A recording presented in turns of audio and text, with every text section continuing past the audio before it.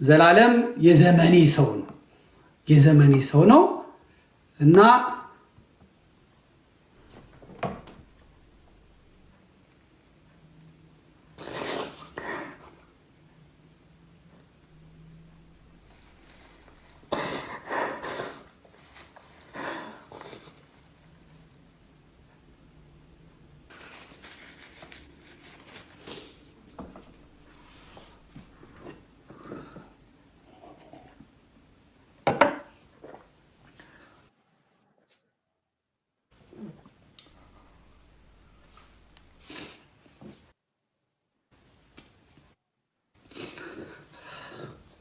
ነጭ ልበሱልኝ ስላለ ነጭ ልበሱ ስላለ ነው።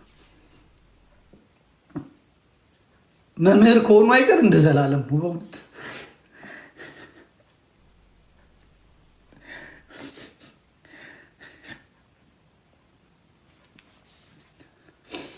ብዙ ጊዜ እኔ አባቴ ሞቶም አላለቅስም፣ ሰዎች ሞተውም እንባ የለኝም። ግን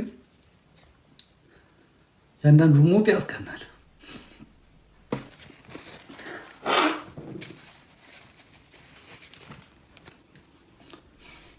ሰባኪ ስናይ ከነጋሽ ታዬ ከነጋሽ ግርማ ቀጥሎ ያየናቸው ሰባኪያን በምስካየ ኅዙናን አባ መዓዛ፣ በልደታ ብፁዕ አቡነ ገብርኤል፣ በቅድስተ ማርያም አባማ ኢየሱስ፣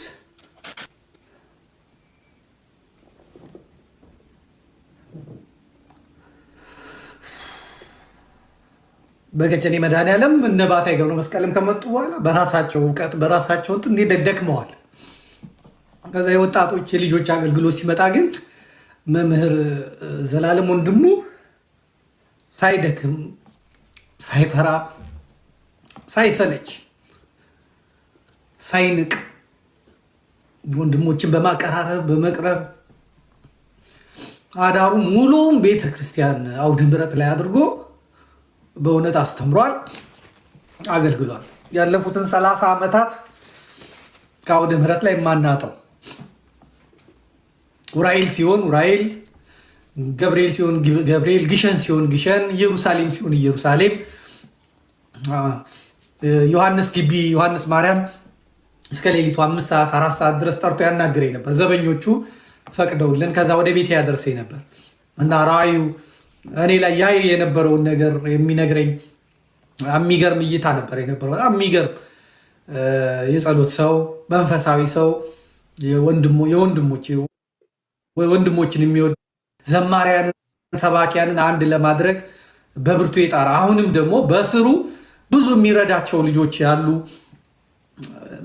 ቤት የዋሉትን ቤት የቀሩትን እነ ብፁዕ አቡነ ዮናስን አይነት ይሄድ የሚፈልጉትን ነገር የሚሰጣቸው ቤት የዋሉትን ቤተ ክህነቱ የረሳቸውን ሰዎች ራሱ የሚያስታውስ ምርጥ ወንድም ነው።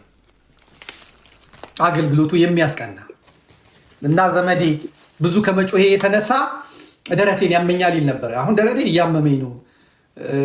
ደግሞ ካልጮህ አይሆንም። ዘላለም መጮህ ያወጣል ድምፅና ይህንን ፖል መረዋ መምህር ጳውሎስ መልካ ስላሴም ነግሮኛል። ስብከት ቀላል አይደለም እና በጣም ብዙ ኢነርጂ ይፈልጋል፣ ብጡ ድምፅ ያስወጣል እና ቀን በቀን ዓመት ከዓመት ወር ከወር እየጮኸ የእግዚአብሔርን መንግስት አገልግሏል። ብዙዎቹን ለንስሐ ለስጋው ደግሞ አብቅቷል።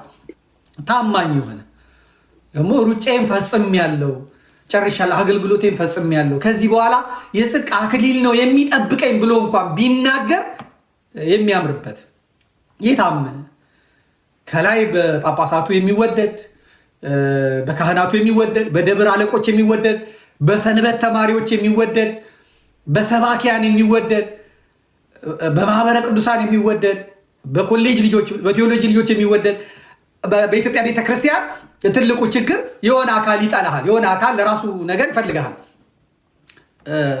ነገር ግን በመምህር ዘላለም ጉዳይ ሁሉም የተስማሙለት ሰው ነው። ወንጌልን ስራው አድርጎ የያዘ ትዳር በዚህ ምክንያት ያልያዘ እና ራሱን ጃንደረባ አድርጎ ለክርስቶስ መንግስት የኖረ በጣም ነው የደነገጥኩት።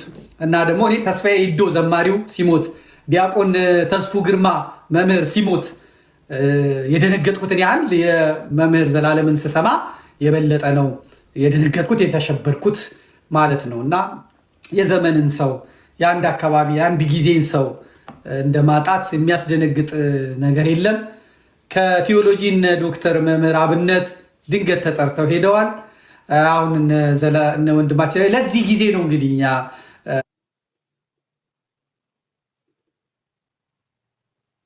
ምድሪቷ አልበቃን ያለችው በተንኮል በመገፋፋት ቤተክርስቲያንን በማቆርቆዝ በማድከም ለጠላት አሳልፎ በመስጠት ፍዳችንን የምንበላው ለዚህ ጊዜ ነው።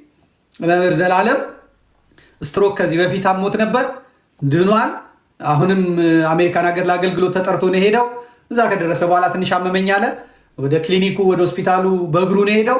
እዛ ከደረሰ በኋላ ደሙ ነው ፕሬሸሩ ከፍ አለ አሉ። ከዛ ወደ እንትኑ ሳይገባ ነው እጃቸው ላይ ያረፈው። እንግዲህ ማዘን ለእኛ ነው፣ ማዘን ለራስ ነው። በመላው ኢትዮጵያ ዛሬ ከቅዳሴ በኋላ ተነግሯል። ይሄም መታደል ነው፣ መታደል ነው። ዲያቆን መኮንን ባረፈ ጊዜ መኮ የኛ ጓደኛ ባረፈ ጊዜ አሜሪካ ያለው ሕዝብ እንዴት ነው የሸኘው? እሱ ብቻ አይደለም፣ ታቦት ወጥቶ ነው የተቀበረው። ታቦት ወጥቶ ነው የተቀበረው። ወንድማችን መምህር መኮንን ፍጹም አገልጋይ ስለነበረ፣ ፍጹም ወንድሞች ወዳጅ ስለነበረ እኔ ሲያትል ሲሄድ እሱ ያለበት ሀገር ሩቅ ነው። ነገር ግን መኪና ነድቶ መጥቶ ሁሉን ትቶ ከእኔ ጋር ነው ሲያትል በቆየውበት ጊዜ አንድ ላይ ነው የቆየ ነው እና ያ ወንድም ታሞ ተሰቃይቶ አርፏል። ቤተክርስቲያንም ደግሞ በሚገባ ክብር ተቀብሏለች። ዛሬም መምህር ዘላለም ወንድሙን ቤተክርስቲያን ከዚህ በላይ አድርጋ ሙሽራ አድርጋ ለሌሎቹም ሰባኪያን ለሌሎቹም አገልጋይ ተስፋ አለን እንዲሉ ቤተክርስቲያን እንዲህ ነው ወይ የምትቀበለን እንዲሉ ከፍ ባለ ክብር ይችን ምድር ሲሰናበት ቢሸኙት በጣም ደስ ይለኛል። ይደረጋልም ብዬ አምናለሁ፣ ተስፋ አረጋለሁ። የእንትኑ ወጥቷል። የሽኝቱ እንትን ወጥቷል። እሱን አነብላችኋለሁ። ቀረብ አድርግልኝ። በርዕሰ አድባራት ደብረ ሰላም ቅድስት ማርያም የኢትዮጵያ ኦርቶዶክስ ተዋሕዶ ቤተክርስቲያን ያገለገለህን ሰው ሞት ቸል አትበል፣ ምርር ብለህ አልቅስለት፣ አጽንተህም እዘንለት፣ እንደ አገሩ ልማድ አልቅስለት። ስለ አገሩ ልማድ 1 ቀን 2 ቀን አልቅስለት። የብስጭት ሐዘን ኃይል የሚያደክም ስለሆነ በብስጭት ሐዘን እንዳይገባ ከዚህ በኋላ ለቅሶህን ተው ይላል መጽሐፈ ሲራክ ምዕራፍ 38 ቁጥር 16-18። የመምህር ዘላለም ወንድሙ ወልደ ሰማዕት ክቡር አስከሬን ሽኝት በተመለከተ የተዘጋጀ መርሃ ግብር ነው። እሁድ የካቲት 29 2018 ዓ.ም ማርች 8 ማለት ነው በዋሽንግተን ዲሲ እና አካባቢው ሀገረ ስብከት ባሉ አብያተ ክርስቲያናት ጸሎተ ፍትሐት ይደርሳል። እሁድ ከቅዳሴ በኋላ ርዕሰ አድባራት ደብረ ሰላም ቅድስት ማርያም ቤተክርስቲያን ቅጽር ግቢ በላይኛው መኪና ማቆሚያ የአካባቢው አድባራትና ገዳማት አገልጋዮች እና ህዝበ ክርስቲያኑ ተሰብስበው ሀዘናቸውን ይወጣሉ። ሰኞ የካቲት 30 ቀን 2018 ነገ ማለት ነው ማርች 9 ከ12 ፒኤም ከቀኑ 4 ፒኤም ሰዓት ጀምሮ በላይኛው ትሬለር ለቅሶ መድረስ ለሚፈልጉ ሁሉ ቦታው ክፍት ይሆናል። ሰኞ የካቲት 30 2018 ማለት ነው። ሰኞ ከቀኑ 4 ሰዓት እስከ 7 ሰዓት የአካባቢው አድባራትና ገዳማት አገልጋዮች እና ህዝበ ክርስቲያኑ ተሰብስበው በሰርክ ጸሎትና በትምህርተ ወንጌል በጧፍ ማብራት ስነስርዓት ሲዘከር ያመሻል። ሰኞ ከምሽቱ 7 ሰዓት ክቡር አስከሬኑ ወደ ቤተ ክርስቲያን ይገባል። ከሌሊቱ 1 ሰዓት ይህም የአካባቢው አድባራትና ገዳማት አገልጋዮች ህዝበ ክርስቲያኑ ተሰብስበው ሰዓታት ቆመው ያድራሉ። ማክሰኞ ከጠዋቱ 9 ሰዓት ኤም እስከ 12 ሰዓት ፒኤም የአካባቢው አድባራትና ገዳማት አገልጋዮች እና ህዝበ ክርስቲያኑ ተሰብስበው ጸሎተ ፍትሐት ያደርሳሉ። ማክሰኞ በ12 ፒኤም የመምህር ዘላለም ወንድሙ የህይወት ታሪክና የወዳጅ ዘመድ ምስክርነት ይሰማል። ማክሰኞ በተጋባዥ እንግዳ ትምህርተ ወንጌል ይሰጣል። ማክሰኞ በሀገረ ስብከቱ ሊቀ ጳጳስ በብፁዕ አቡነ ፋኑኤል ቃለ ምዕዳንና ቡራኬ ተሰጥቶ ክቡር አስከሬኑ ወደ ትውልድ ሀገሩ ኢትዮጵያ ሽኝት ከተደረገ በኋላ ለመታሰቢያ የተዘጋጀው ጸበል ጸዲቅ ተቀምሶ የመርሃ ግብሩ ፍጻሜ ይሆናል። የመምህራችን የወልደ ሰማያትን ነፍስ ከቅዱሳኑ ይደምርልን። ማሳሰቢያ፣ ካህናትና አገልጋዮች እንዲሁም ምዕመናን በሙሉ ነጭ ለብሳችሁ እንድትገኙ በአክብሮት እንጠይቃለን። ነጭ ለብሳችሁ ኢትዮጵያም ነጭ ለብሳችሁ ተቀበሉት። ነጭ ለብሳችሁ ቅበሩት። የክርስቶስ ሙሽራ ነው፣ አገልጋይ ነው፣ ነፍሱን ለወንጌል የሰጠ ነው።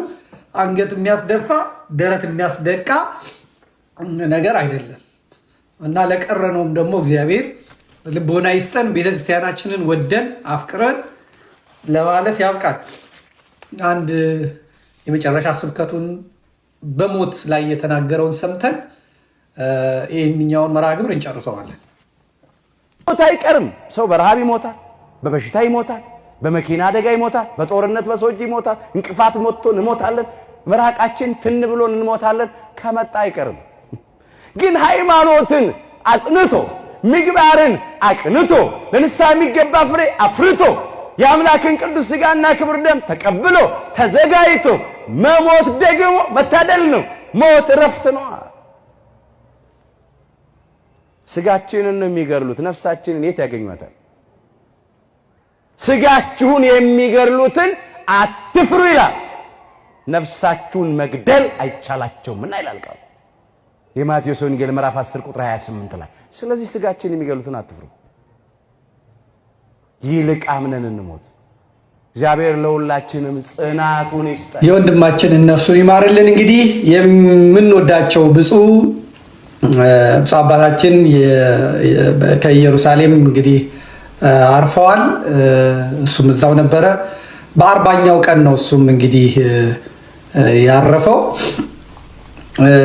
እንደምታያቸው ሁለቱም ደግሞ ወደ ቀራንዮ መስቀል ተሸክመው ነበር የሄዱት። ይሄ የመጨረሻቸው ሆኗል ማለት ነው። መስቀሉን ተሸክመው አባትና ልጅ ተጠራርተው ሄደዋል። ብፁዕ አቡነ ዕንባቆም ይቆጨኛል እንደሚያሳክመኝ ባጣ ለዘመዴ ነግረዋለሁ እንዳሉ ነው ቀሲስ ሱራፌል የነገረኝ እና አባቴ ናቸው። ኢየሩሳሌም ሲሄድ ያስተናገዱኝ።